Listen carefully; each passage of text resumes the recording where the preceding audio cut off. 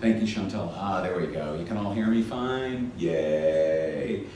Thank you all for coming along in conversation with Dr. Bill Martens. I have known Bill, we think, since 1992, so that's going on 26 years now.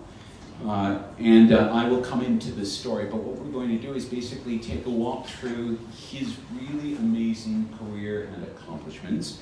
And I want to start off with a basic question. Have you always been interested in audio? Absolutely.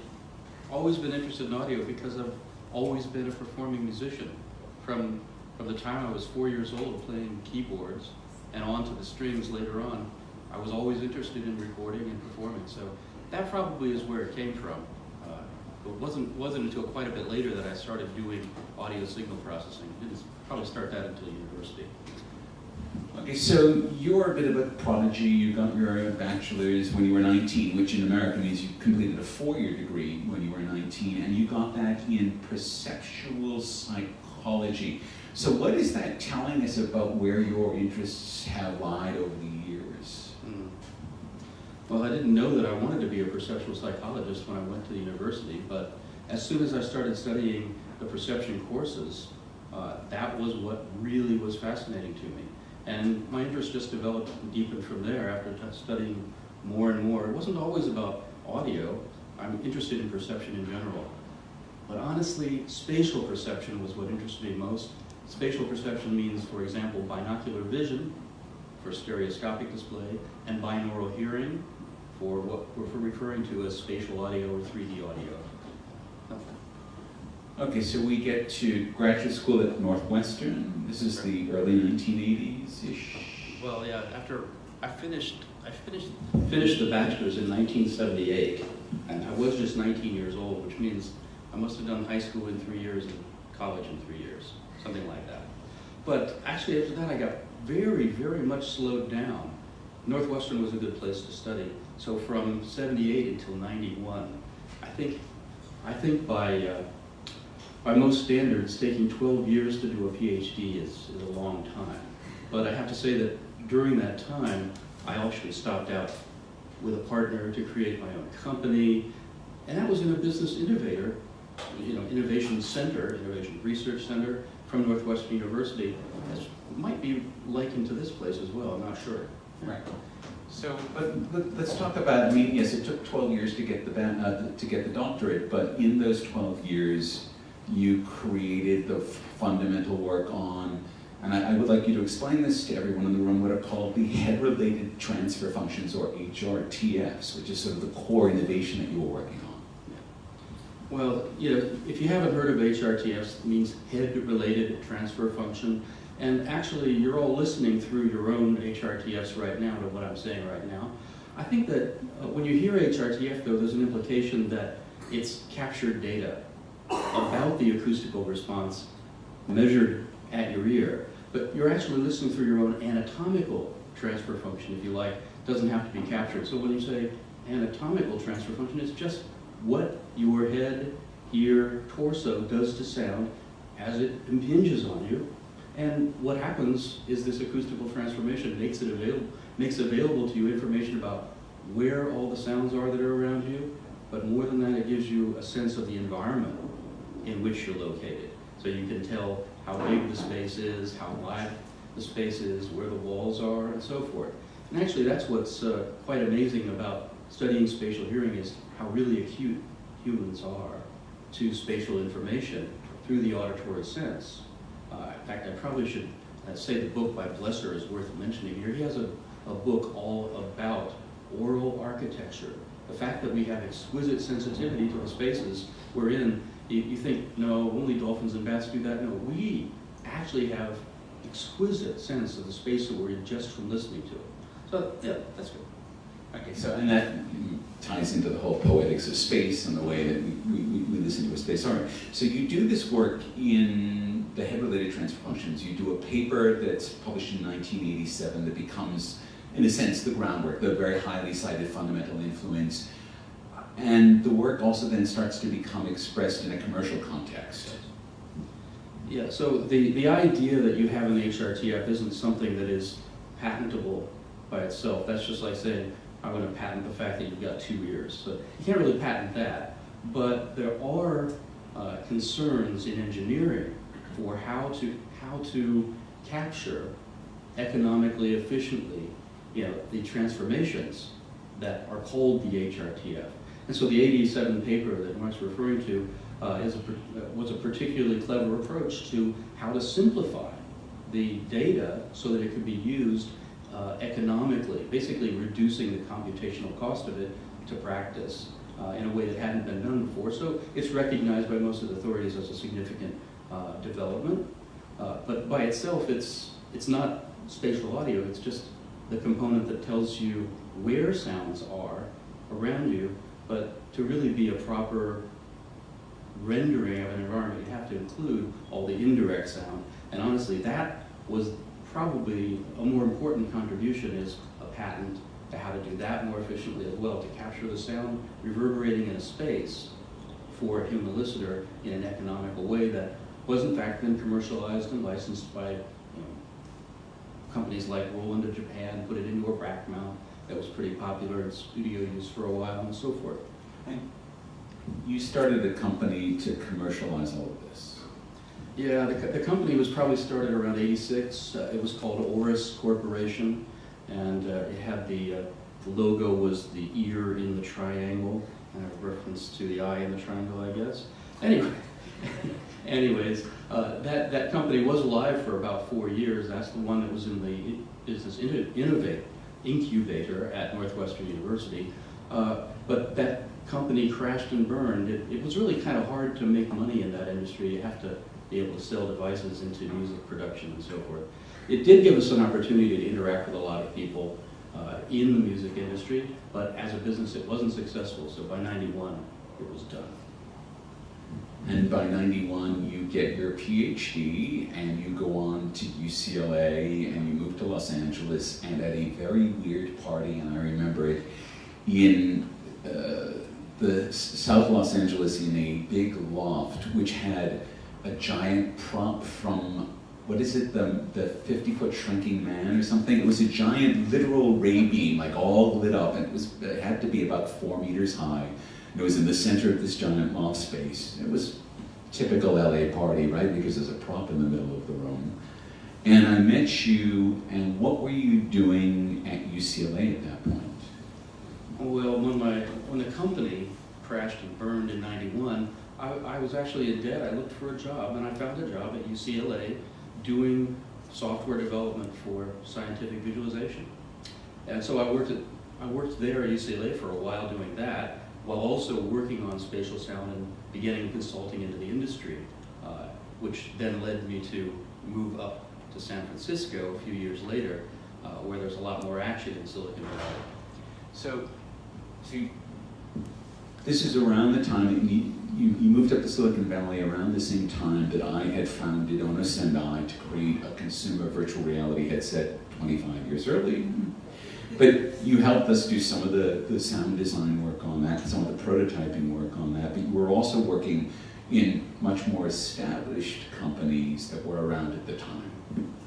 Yeah, well, about that time, Creative Technologies in Singapore bought EMU Systems that makes the music synthesizers in order to get their chip technology and put it into the Creative Labs Sound Blaster sound. Do you all remember your Creative Lab Sound Blasters? Yes, yeah, bless you all. Yeah, the one called the AWE32 that came out about in '93, that had a really advanced chip on it. It was called the EMU 8000.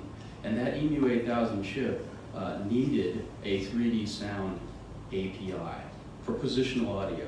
And so that's what I contributed to. They hired me into this center. It was strictly advanced R&D. We didn't really think we were working on a product at the time. It was advanced R&D in the joint EMU Creative Technology Center, which I thought was a great title for it. So I got to work there. I got to work on music synthesizers at the same time, put some spatial sound patches into the Morpheus. Do you remember the Morpheus or the Ultra Proteus out of EMU Systems? Yeah, you can find my patches in there. Anyway, so that was a great treat also. That lasted a few years. All right, so But your APIs end up in the AWE32, which was basically the first modern sound chip. It sets the tone for what we would expect sound chips on computers to be able to do. And then, but that was happening on the chip. That's right. Right, but we're now at a crossover point where it doesn't need to be in hardware, you can start to do this in software.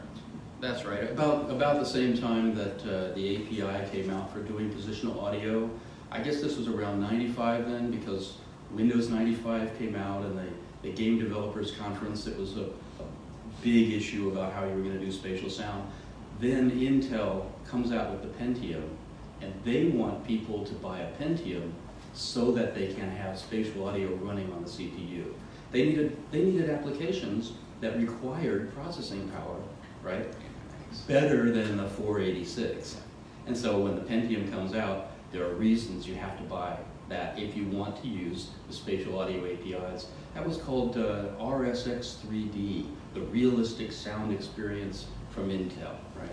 Eventually that ended up in the Miles sound system, which is used in gaming. But it was a really nice spatialization engine because it included reverberation as well as the HRTF-based processing. Yeah.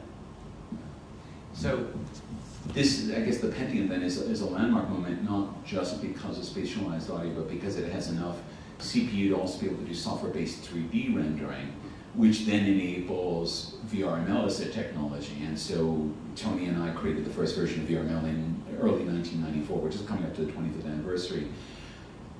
And then in 95, we started to look at what the next generation of VRML was going to need to be. And we formed a working group. We called it the VRML Architecture Committee, or the VAG for short. And we invited you on to develop the sound nodes, the sound features that were being used in VRML. Could you talk about those? Yeah, well, in the first instance, it was just an extension to the scene description that would allow you to assign sounds to objects. And also, of course, there was some recommendation about how to render. It wasn't a rendering engine. You know, when I say rendering, I mean sound rendering, not graphic rendering. So the sound rendering was only specified, but there was no implementation there. That was left up to the engine that rides underneath it all. But there was plenty of information about what you might want the world to sound like. Actually, it was in more detail than you particularly expect for I'm showing the the sound spec node. right now. Oh, the sound node, you could specify the direction, the intensity, the location, but you also could talk about culling distances outside of which you wouldn't hear the sound. Also, you could talk about the direction of the sound itself, which wouldn't show up until quite a bit later in more modern rendering engines. A vector. Yeah, the vector of the sound is moving that direction. You know, when I'm speaking in this room, the sound that's projected forward is much brighter than the sound that's projected behind me. And so if I turn, you should hear that, and it would provide a cue, for example, in a teleconferencing application, that I've turned my head away. I actually always thought that teleconferencing would be that low-hanging fruit where this technology would really first take off because of all of the natural features of spoken language in rooms. When you move away from somebody, they know you've moved away. When you whisper in their ear, they know you're whispering in their ear. You don't have to say, oh, by the way, I'm whispering in your ear. You don't have to say that because they can hear it. You know, you might say the medium is the message in this case. You hear that somebody is speaking in your ear. It's something that is part of the technology of rendering that is actually missed still in a lot of engines, that when something's close, it's much more than just loud. It also sounds like it's quite close. So for example, if you have a rendering engine that gets the direction right, but then says, when you want something close, just make it louder, it's really pretty impoverished rendering if that's all that's happening, because you should be able to put a very quiet sound close and a louder sound farther away and have that work. And of course, if loudness alone is being used to move sounds close and far, it's not going to be that effective. It'll be ambiguous, in fact. Now, this was just the time you started working with some rather famous musicians. Well, yeah, actually, Thomas Dolby, you probably know his hit, She Blinded Me with Science. Yeah, he and I had worked together a little bit when I was at EMU because he was interested in those synthesizers. But he called me up and said, I've got a project with Interval Research. Interval Research was that think tank in Palo Alto, California that Paul Allen, the vice president of Microsoft, started. It was supposed to be a 10-year project. They didn't quite make it through the whole 10 years. But they were going to redesign the next computer-human interface. Right? So when I got an invitation from Thomas Dolby to join a team that was working on a project for them, I decided that would be an interesting opportunity. And the company was called Headspace, and I got to be the head technologist there. So my business card said head spatial technologist. I always liked that. I have a history of putting funny business cards together. You may recall when we met, I think at UCLA, I was called hard-rocking neuroscientist. You were. I remember that because I'd never seen that. Well, you've seen the film Buckaroo Banzai. He was a hard-rocking neuroscientist. And since I was in neuroscience then, and I was working on hard-rocking sound, I had to do that. Anyways, I don't want to lose track. Getting sidetracked. But so let's talk about the work that you were doing with Thomas Dolby. So, because that really sounds like it's resonant to work that should be going on today, but isn't. Well, yeah, we were capturing gestures that could create sound. I mean, the whole idea was to have an interactive musical playground so that you could toss objects around and have them make sound, interacting with them over the internet. Actually, Interval Research didn't do great at dealing with internet-based applications, but at least we had one going. And actually, I have an interesting personal experience jamming with Paul Allen on the internet, because what we did was we created an application that would let you jam via the internet to a remote location with another performer. And so I got to throw objects around and make musical sounds in the same shared virtual space with Paul Allen. And you know what? He wasn't all that good. It didn't sound that great. He didn't really play very. Oh, that's another story. Okay, so at this point, so you do this both fundamental work in interactivity and provide some of the fundamental technologies to spatialized audio, and then you go away to Japan. Yeah, I think in '95 I took a short trip over to Japan for a workshop in spatial audio, and when I was there, I was at this University of Aizu, which was a very new university. They had incredibly great acoustical labs, acoustics facilities, anechoic chamber and so forth. So much great gear, and you know what? Nobody was using it. Apparently there was an elderly gentleman who had designed the whole thing, thought he might, but chose to stay in Tokyo and not move to the University of Aizu, which is about 5 hours north of Tokyo by train anyways. It must be a long way if that's by Shinkansen. So it's far enough, yeah. So anyway, so I went and I saw this great gear in this great lab, and I said, wow, it's a shame this isn't being used. They said, why don't you come use it? What do I have to do? I wrote one paragraph describing the research I would do, and they invited me to do visiting research for a couple of years there. At the end of that, I decided to stay on for another 5 years. So I was there for 7 years. And now I have a family of 5. And my wife, born in Aizu, which is where University of Aizu is. My wife's born in Aizu, all 3 kids born in Aizu. So I'm the only one in my family that doesn't really speak native Japanese. They make fun of my Japanese. Hen na nihongo. Wakarimasen. Okay, so this is where we start working with speaker arrays. Right, you know, you start off with the small number in Aizu, and then you can talk about what you're doing at Sydney now, which is an insane number. But let's talk about what those speaker arrays are and what they mean in terms of spatialized audio. Well, one of the things about using headphones for spatial sound is you really need head tracking. It's the enabling technology. If you can't move your head and have the sound respond, you know, be coupled, the rendering be coupled with the head motion, it's just not very satisfying. Let me just ask you. This is my pure geek. Do you need 3 degrees of freedom, so it's just yaw, pitch, and roll, or do you actually need positional? Do you need 6 degrees of freedom to make it really effective? Well, Well, I think that to be really satisfying, it needs 6. To get direction right with head tracking, we're going to get back to the speakers in a minute, Yeah. but to get correct direction, elevation really benefits from rolling the head.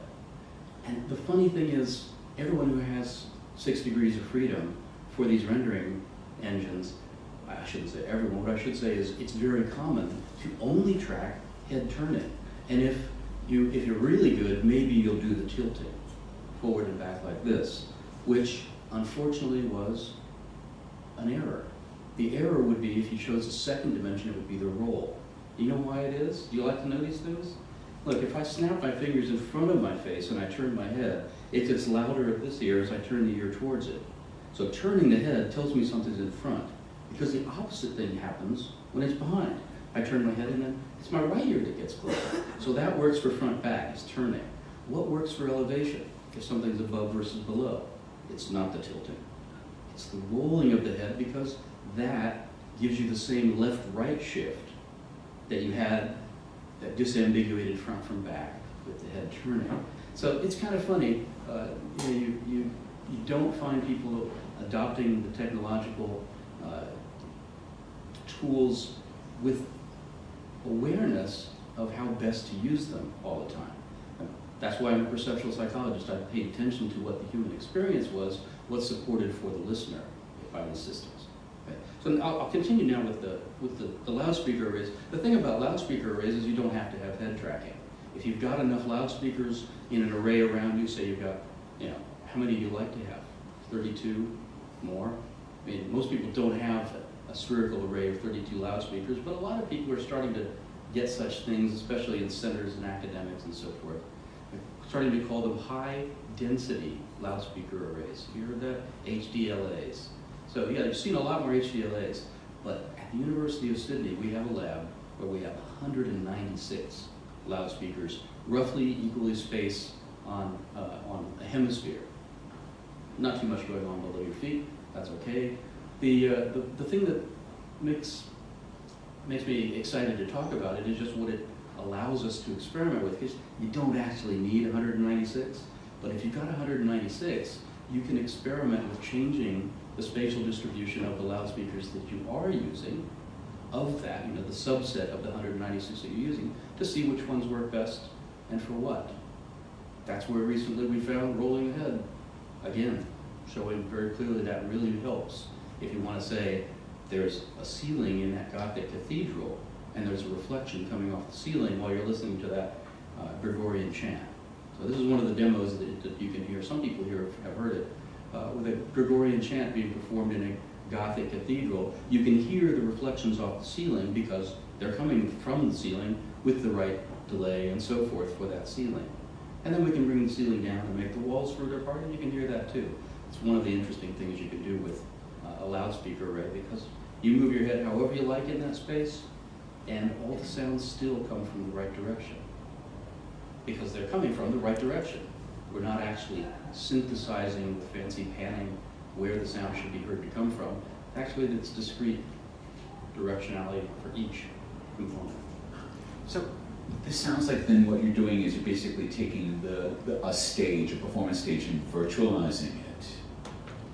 Well, that's certainly one of the things you could do with this, is you could put a musical performer or an instrument in that space and have them perform into different environments, because you can simulate. The environment itself, by the way, is quite dry, meaning virtually anechoic, no reflections coming back to the listener while they're playing their violin. I do it with my violin a lot there. You can do it with your voice. But bottom line is, if you can simulate an environment, you can make that performer perform as if they're in that environment, which performers need. They need the stage support to know how to perform. A very different performance into a dry space than into the proper reverberant hall acoustics. Right, because there's all the subtle feedbacks that are going on between the performance, the body movement, the cognitive, all of the things that are happening at once. Well, not to mention the fact that the tempo itself is influenced by the reverberation. But I don't know if you know it, but we often say that, musical performance without reverberation is not music at all. And the reason we say that is because if the reverb isn't there to blend and to make the whole piece a coherent whole, it sounds very funny. Try listening to anechoic music. It's not very musical. So the space is really an important part of the musical performance. It's also an important part of playing appropriately as the music was originally intended. So if you're playing on a harpsichord, you need that kind of studio environment, that studio acoustic that was originally for that kind of music, and so on and so forth. You play for the right acoustics, the right kind of music. Okay, so 2009 you were on in Sydney, Department of Architecture, Design, and Planning. And how does what you do with sound interact with what they do with the built environment? Well, there's actually lots of important applications in architecture for sound.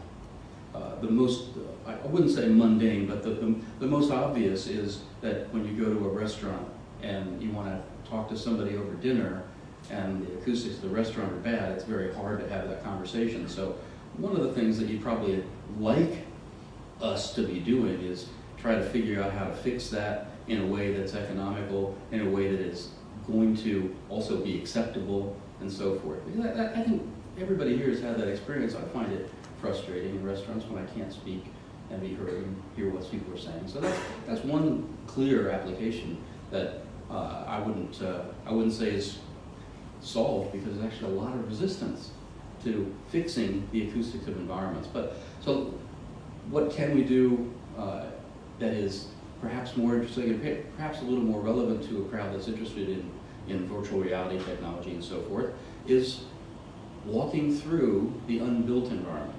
So in architecture, design, and planning, there's a lot of emphasis on design, of course. So you design buildings, and it's very common to see what the buildings are going to look like. And you even might have a walkthrough or even a fly-through, in animation of what an unbuilt space is going to look like once it's built. But it's not so common to hear that space. And I mean, one thing you like is you just like to kind of feel like you're in the space, so sound can do that for you. It can make you feel like you're in the space, so that's a benefit. But much more important than that, if you don't consider acoustics in the early stages of design, then you will probably have to fix the acoustics later on occupation. This is true about open plan offices, and it's true about music performance spaces. It's true just about every space that is designed for human occupants. You've got to concern yourself with the acoustics, and retrofitting the acoustics is typically much more expensive than getting it right at the design stage. So one thing I really like to do in this arena is play what spaces would sound like if they had unusual geometries. For example, there was a project designing sound domes, means spherical enclosures for a performance space. So imagine you've got somebody on stage with a dome around them, and the audience is trying to hear what they're saying. Do you know what happens in domes? The sound gets concentrated by all those reflections that concentrate in the center, because all the same equidistant paths for the sound reflected off the dome. So you have sound concentrations that make the sound very loud at some frequencies, and at other frequencies, absolutely wiped out. So very strange. So I can walk you through a space and have you hear what my voice sounds like in this unbuilt space with a spherical enclosure, that where my voice just changes its character. I can't really replicate it here for you. I'm not going to try to perform it, but you can imagine you lose whole chunks of the frequency spectrum, so that the voice will sound very dark and then very bright and so forth. So, I mean, why not morph the space a little bit, take it a little bit away from spherical, so that that isn't such a problem, which is exactly what we've demonstrated can be done. So that's a pretty good example. Yeah, that'll do. What is exciting you right now in the field? Well, the most exciting things probably are the things that you would think are most weird. I don't know what you think, but I think every innovation that you might think is going to be big usually starts out pretty weird. And I've been working for like 20 years now. I think I went to a conference called the International Conference on Auditory Display back in like '96. And so I was really intrigued then, and so I've done a lot of work since then on how to take data and sonify it rather than visualize it, called data sonification. So in the area of exploratory data analysis, there's a lot of great work in visualization, and there's not so much work in sonification. And of course, if you just listen to sonifications by themselves, where you've got abstract data, you know, it's really a hard sell that's going to be something that people are really going to get excited about. And I think it's true, it is hard. But as an addition to visualizations, sonification, auditory display, or auditory data mining, if you like to call it that, could be huge. And yet, it's so weird, nobody wants to support it. Nobody wants to, well, not that many people anyways. A lot of people are excited about it locally, but in the world, it's still hard to get support for it. So what I should say about it is that if we can capitalize on the innate capacities of people to hear what the ear is good at detecting information like temporal patterns, rather than the spatial patterns that the visual system is so good at, we might actually be able to improve a lot people's understanding of complex data sets that still are really defying human interpretation. So that's enough about that, I think. Where is all of this going? Where are we going to take it over the next billion seconds or so? Well, it's tough to know where it's going to go, but I think most importantly, spatial audio technology has incredible potential to improve, forgive me for saying it, but to improve the quality of life. And when you think about how impoverished your mobile phone communications are, you know, that always seemed like one of the places where we ought to see spatial sound or binaural technology being applied.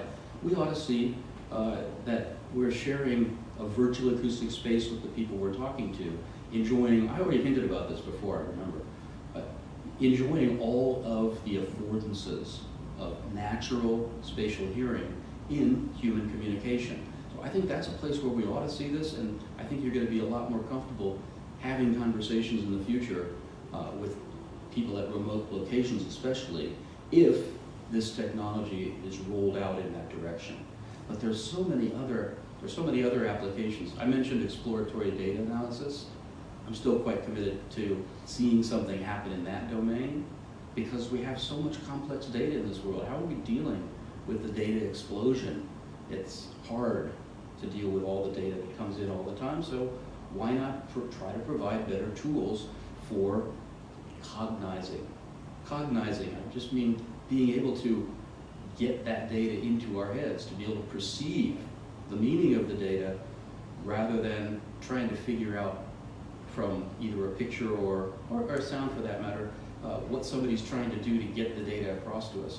We want to get that interface out of the way so that we can just really detect what's in the data more directly. So it may seem like a tall order, but people have been working on it in visualization for 30 years now, trying to get this to happen for visuals. A lot less work has gone on in sonification, and I think there's a great potential there also for spatial sound because we have exquisite sensitivity to sound coming from all around us. So temporal patterns are good, being able to detect differences in rhythms are good with sound, but also the fact that you can hear in all directions at once, something special about the auditory sense that normally people just argue is used to direct focal vision of a sound. But it's more than that. It's not just to direct focal vision that we have that kind of sensitivity. Yeah. Okay, folks, we have some time for questions for Dr. Bill Martens. Who wants to go first? I know you're all digesting that because it was a bit. It's good. It's good. Tim. I remember hearing a really good radio lab podcast that had a sonification of the stock market, and it was like orange juice, boop, and it was like really well done. It was in stereo as well, so you got a bit of a sense of just how amazingly sonification, particularly in an audio-only environment. But what I'm curious about is, I guess, the notion of redundancy across the two twin communication senses. That we've got vision, well, most of us do, and we've got hearing. And people think of this stuff as, one, that it's really when the two are together, that one reinforces on a less conscious level than the other. So that's one point. And I have been sort of saying in the last year that 2018 really is the year where sound and voice are finally becoming interesting again after this whole visual 30 years of seeing is believing and all that sort of stuff. And I wonder if you think that is actually happening. I think the fact that Apple's really focusing on sound and the quality of sound and the nuance of sound and not just the screens now is probably a good indicator that that's sort of starting to come to reality. Well, to your second point first, I certainly hope that there will be more attention to providing good sound design and so forth, because typically in the domain of multimedia, where you have a lot of attention dedicated to visuals, and then the last 5 minutes of the project and the last 1% of the budget goes to adding the sound, that's pretty sad. But when it's recognized that the sound can actually do so much for multimedia. But then getting back to your first point, what's the value in multimedia when you talk about the sort of the cross-modal potentiation, I guess is a way to say what you described.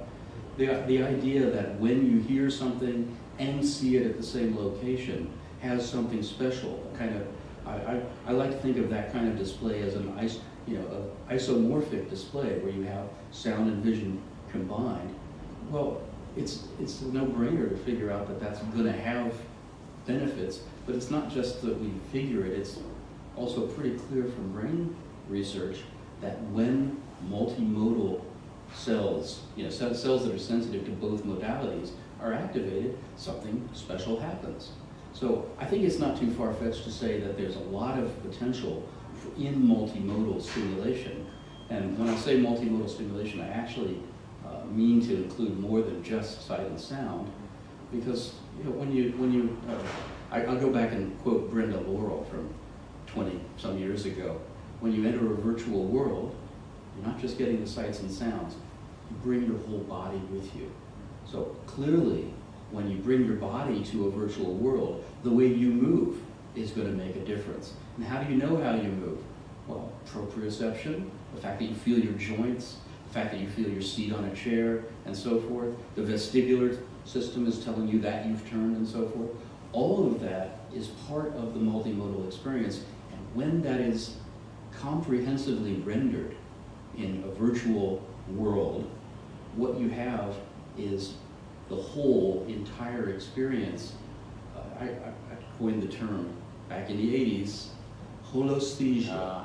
Holesthesia, feeling or perceiving the whole entire, multimodal reality around you is the door to that whole new world, the way just looking at it or just listening to it isn't. It needs to be comprehensive for all the senses, and once you're there, you'll be suspending your disbelief, for sure. Yeah, another question. Next question. Just continuing on from that, there was some research done a while ago that said that the sound was more than 50% of the experience when you go to see a film. And I think that sort of ties in. The quote I remember was they did a screening without any Foley, and what with Foley, for people who don't know, Foley is all little sounds, the little things you make footsteps, all that sort of stuff. And the comments coming out of the theatre were the pictures didn't look as good on the ones that had Foley. Nobody actually knew that it was the sound that was making the pictures look good. Does that tie into what you just talked about, the multimodal? No, absolutely. Well, first of all, I think that within the film industry, it's well known that the sound is highly important. Despite the fact that the budget might not be there and the timing might be there and so forth, everyone knows it's important, and then I think some of the best producers have lots to say about this, and you can quote them. But just to get to the point, what you have in, how should I put it? I don't know.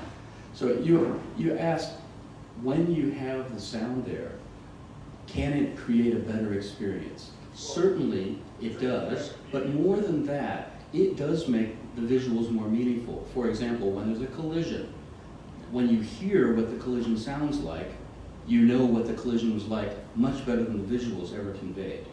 So there's that aspect. But there's also another really important aspect that I love to talk about. I wish I had more time to talk about it. It's that when we see great visuals, we're never surprised. We sort of have become jaded about looking at all this really exquisite photorealistic computer graphic rendering, right? The animations that come out of, well, that I go to the SIGGRAPH convention, just incredibly great animations. But you're not quite as awestruck by those as you are by the sound. But the sound is great, and yet the way in which you're awestruck is almost unconscious, because the really good sound slides under all of your sensors, and you don't necessarily know that it's the sound that's improving the experience so much. Visual alone is impoverished, yes, but when you bring the sound in, it goes right in and touches you. You don't have the sensors to stop it, right? And so you can touch people much more deeply, much more directly. Emotional impact from the music. I mean, how can you ignore it? And yet, the great thing is, when you're in a great movie, you do ignore the fact of that. The fact of it that the music is having that influence on it. If you're like me, when I go to a movie, I want to forget about analyzing that. I just want to enjoy it, and typically I do. The music creates the mood, right? And it moves you. It moves you through space, it moves you through time, makes you reflective, gives you the awe, the experience of awe. So yeah, the sound has got to be in there, and it is much more effective by virtue of how truly unobtrusive it is, undetectable in its strong influence. Have I made the point well enough? I think so, yeah. So therefore, is fatigue less of a component if it's more comprehensive and more sort of subconscious? Now you might be asking about if you're in a virtual world, for example. Is that what you're asking Yes. about? Yes. Yeah, absolutely. The mismatch, for example, between different sensory modalities is a source of, well, it's been called simulator sickness in some industries like avionics. It's absolutely true that if all the modalities are coordinated, and I've had personal experiences of this, when Can you touch on that with respect to AR? Because I know that's something you wanted to mention, and this is where it exactly comes in with augmented reality and how that's being worked at. Yeah. Let me address first just this idea of if you're in an avionic application, right, and you're on a motion platform that's simulating your movement through a world, right? A lot of those platforms, they just rock and roll you. They don't actually move you, and you can tell the difference. And I was at IAPA, whatever that is, the theme park attraction. Yeah. Conference. And there were some, Amusement Producers Association. that's it. There were some motion platforms that actually moved very realistically. No motion sickness, no discomfort when the motion is right with the visuals. But as soon as you get the visuals a little bit out, either lagged or not strictly, if it's an illusion of motion that's generated just by rocking and rolling, then you get sickness because of the mismatch. And that fatigues you. It makes you not want to spend much time in a virtual world. Again, I say, when you come to a virtual world, you bring your body with you, right? And that's really key importance. And to answer your question, I think that's really what it's about. Now, in the area of augmented reality, the idea of superimposing a virtual world on the immediately available world, the non-mediated world, what we call the physical world. I mean, it's all perceptual world when it comes down to it, but we'll make that distinction for sake of argument. There's a physical world, and then there's this virtual world that's created. Of course, there needs to be a match between those as well. And when those don't match, like if the head tracking's out, you turn your head, and this room is staying put because the image of it slides along the back of your retina as you turn your head in equal and opposite amount as it should, and yet the virtual world, that doesn't happen. That kind of mismatch can cause discomfort, and it causes fatigue that once you makes you want to get out of the virtual world sooner than you might like to have when you thought how fun it was going to be to go in there, right? And that's a shame, because if it were worked out properly, well synced, without too much latency, you shouldn't have to have that kind of sickness. And yet everyone has that kind of fatigue, don't they? I mean, everybody reports it, don't they?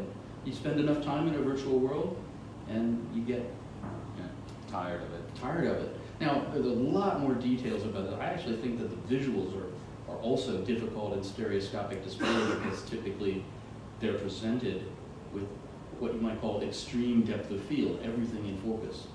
In our world, our physical world, that never happens. Our eyes don't give us such great depth of field. So when something's close, like my hand is to my eye here, it's not in focus. It's an extreme disparity, which should cause horrible eye strain when it's in focus. But because it's not in focus, no eye strain. Details like that. I mean, people are working on expensive visual displays that will do that with virtual worlds, rendering close objects blurred, and again, just very distant scenes also blurred. But those are not typically used. Most of the time, all your graphics are really hard-edged, well in focus. That's not typical. I have to say though, I've seen some, yeah, I'm sorry, maybe I should not talk so much and take another question. Thanks. There was a question back Yeah. there. I was just thinking, you're talking about fatigue, Yeah. and it took me to this concept away from virtual reality, away from the entertainment, and right back into the real world. Talking about audio fatigue in cities. For example, there's a lot of alarm fatigue. So Noise pollution, we call it. yeah, people get so used to alarms going off that they get ignored. And I know there's areas sort of in the like industrial design and like redesigning cities, and like the whole area of security, technology, about trying to redesign sound that will actually make it meaningful to make people to respond to things. Because we hear like 100 beeps by the time you leave your house. We're also having the same problem with notifications, right? Because we have a device with us that sends us a very long stream of different audio information all the time. So I was thinking those, could you comment on I guess that's a whole new career area, redesigning sounds to make them meaningful. Yeah, not only meaningful, but also tolerable is another way to put it, I think. And there is technology under development, perhaps even rolling out. You've heard of wearables on the wrist. The answer to a wearable on the wrist is the hearable. Have you heard of this term? The hearable is basically a wearable device that you stick in your ear. And those devices have the potential to ameliorate some of the problems that you're describing here. For example, there are devices that are they look like hearing aids. They're completely in canal. Insert earphones that block out the world, actually blocking out the acoustical signal, and electroacoustically mediate transmission of only those sounds that you want. One great advantage is if you don't want to hear the world, instead of just wearing sound canceling headphones, you can actually have it detect those sounds that are important for you to hear, like alarms, alerts, and let those through, but kill everything else that it doesn't come through, right? It's reasonable, but there's a sort of potential. There's a potential problem here, because how will you know, right? It's kind of a moving target. What is the most important sound? So there's a little bit of problem with training these things appropriately, but I think there's great value there in completely in canal devices. You're having trouble with this, I can tell. You don't want to wear one? That sounds great. Well, okay. Well, I mean, I think that everybody will probably be wanting to wear something like this soon. You talk about what's coming in the future. I'd say hearables are coming. Everybody's buying new headphones all the time. Your next pair of headphones might actually be a bit more intelligent than your last pair of headphones. They might not be insert headphones, but they might be intelligent enough, for example, to monitor your skin temperature, galvanic skin response. That's actually a trend now, that you're going to have hearables that replace the wristband. It's actually much easier to sell, don't you think, to sell somebody new headphones than to make them wear a wristband? Everybody's already buying new headphones. So, I didn't really answer your question about, you know, what to do about all the noise pollution. It's a problem, that's for sure. Last question. Last question. Last question. Are there alternatives between an audio system that has 2 ears, whether it's noise cancelling headphones or traditional over-the-ear headphones, and a 196 speaker HDLA? Oh, that wasn't what I was guessing you were going to say. Well, yeah, one thing that I tried to get at before, maybe I should emphasize, is when I'm in 196 loudspeaker array, I don't need head tracking. I can move my head wherever I want and it all works. So that's an advantage. It means I don't have to have the head tracking on. But how should I say, I think that what I'd really like to respond to, it might not sound like your question, what I'd really like to respond to is, do you want more than one receptor, right? One more driver, one more receptor. Those completely in-canal hearables, they typically have more than one microphone, usually silicon mics that can pick up direction and then can allow you to hear in a particular direction, which then opens up new possibilities for selectively listening in particular directions, turning your head to grasp that conversation in the cocktail party and so forth. But beyond that, there's one more thing, and this is the AR point that we really wanted to get to and didn't have time to do, but the idea of having more than one driver, and by driver I mean a little, you know, sound producing element, like a transducer, right? More than one head-mounted driver. Very good idea, particularly for someone who relies on their ears to navigate around the environment. Someone who's visually challenged, you know, you try to tell them, I'm going to give you an auditory navigational aid. All you have to do is put these headphones on. Well, that's not going to work. Nobody who uses their ears to navigate wants to give up their ears, right? So what do you need? You need transducers that sit off the head. And new head mounts that are coming out are starting to feature that. The one, the Magic Leap Wand. The Magic Leap One has 2 drivers, one that's out a little bit in front, one that's a little bit behind.